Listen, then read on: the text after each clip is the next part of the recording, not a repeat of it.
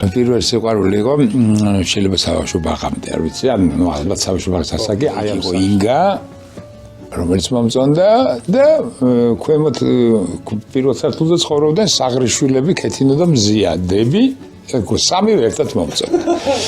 უცებ ისე მახსენდება ხოლმე, მიგოს მე მახსენდება, მე ვიხარია რო თურმე ვიღაცას დახმარები ხარ, ისე რო არც გახსოვს.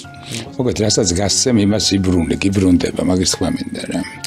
ასევეა, როცა ცუდ საკეთებ უბრუნდებათ, რასაც გონიათ, რომ ეგრე არ არის და ეგრეა ნამდვილად. ხო და აი ამ მარხვამ რა გააკეთა, რომ მაშინ თარგმნიდა რილკეს სონეტებს, ორფეოსისადმი 52 სონეტია რა.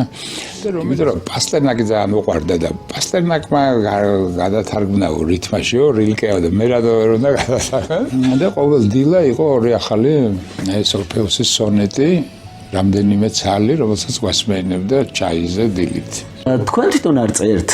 და როგორ იყო, იცი, როგორც კი წერდი, ყოველგვარი ჩასწორების მერე, აი პირ დავწერე, ხო, იმ წუთში წერდი ხმოვან იმაზე, დიქტაფონზე და უგზავნიდი ჩემ მეგობრებს რამდენიმე. მადლობა გრძნობის არ გამომდის, არ ვიმჩნევდა მაინც მოდის ემსგავს ნადირობას მომოლოდინე ანაკონდის.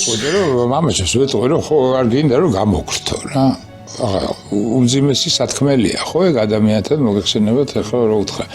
მივედი და ვეუბნები, რომ იქ ამოვისუნთქე, ხო, როგორი ამოსასუნთქია ეგ, რომ ეხება შენ ძმას და არა შვილს.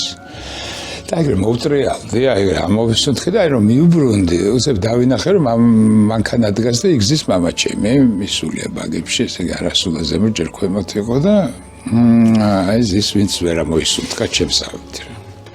სიგრძეზე მე არანაირი არ მაქვს პირიქით, მაინტერესებს კიდეც და ეგ იმდენ გარდაუვალი რამეა, რომ ეგ არ არის ტრაგედია რა, ტრაგედია არის ცუდად ბოროტად ცხოვრება და არა გარდაცვალება.